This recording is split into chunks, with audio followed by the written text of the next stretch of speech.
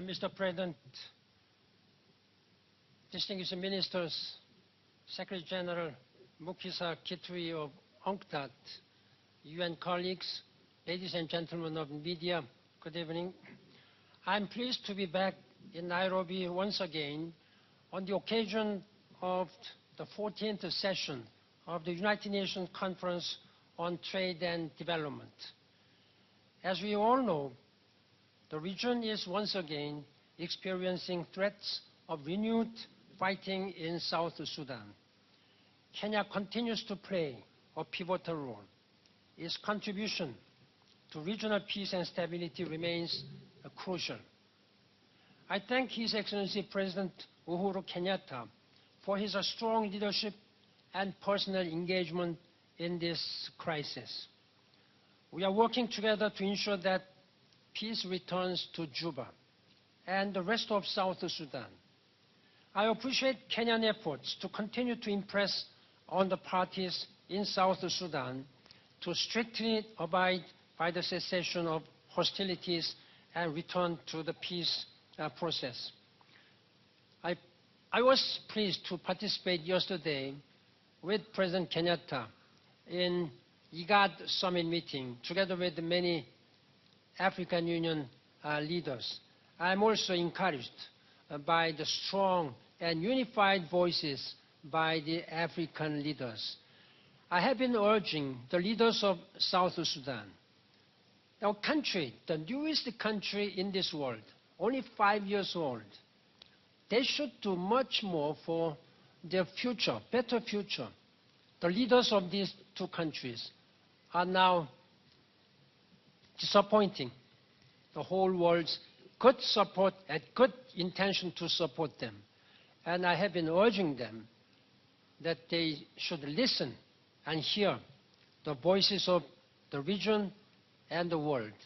And I'm particularly grateful to President Kenyatta for his very strong and principled position, which he demonstrated, particularly yesterday at summit meeting. And I count on your continuing leadership. And we just discussed again, focusing on this matter. And I count on not only President Kenyatta, but all the leaders in this region to show and to send unified and strong voices so that we are committed for peace and stability in this region, particularly in South Sudan. The recommendations which were agreed yesterday by UNCTAD summit meeting, which I fully support, will soon be implemented. At the same time, United Nations stands ready to work with international community, and particularly delivering humanitarian assistance to hundreds of thousands of people who need daily assistance. You can count on the United Nations. At the same time, I'd like to express my sincere appreciation to Kenyan government and people for their generously supporting many people who have been fleeing from South Sudan. As the civilians fled the renewed fighting in South Sudan to neighboring areas, including Kakuma camp in Kenya, I commend the hospitality of your leadership and Kenyan people. Ladies and gentlemen, as we discussed sustainable solutions to address the displacement challenges, I welcome the Kenyan government's commitment to abide by its international obligations regarding the voluntary, dignified, and safe repatriation of refugees from Somalia. I myself visited twice the Dadaab camp. I was very much grateful, at the same time saddened by what I have seen. The sufferings and difficulties of these 600,000 people are undergoing daily. We need to step up our support for these people who, until when, they will be able to return safely to their home in Somalia. At the same time, I make sure, again, commit myself to work with the international community, donors, who have committed in October last year in Brussels to help these people. And you can, again, count on me. I also want to express our gratitude for Kenya's continued engagement in Somalia as the country prepares for federal elections this year. On the situation in Burundi, the United Nations will continue to support the political process led by the East Asian community. It is critical that the region send a united call for Burundian stakeholders for fully committed to an inclusive dialogue to solve the crisis. Finally, ladies and gentlemen, let me just say how pleased I am to take part in the 14th session of the UNCTAD here in Nairobi. This is the second time that a UNCTAD conference is coming to Nairobi. It took place about 40 years ago, and I really count on such a strong commitment for trade and development through sustainable development goals.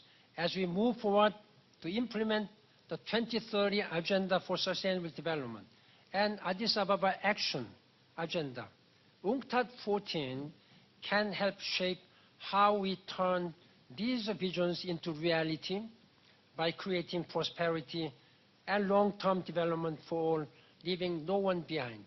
Mr. President, as we discussed already today, this year is the first year to start the implementation process of Sustainable Development Goals and Paris Agreement on climate change.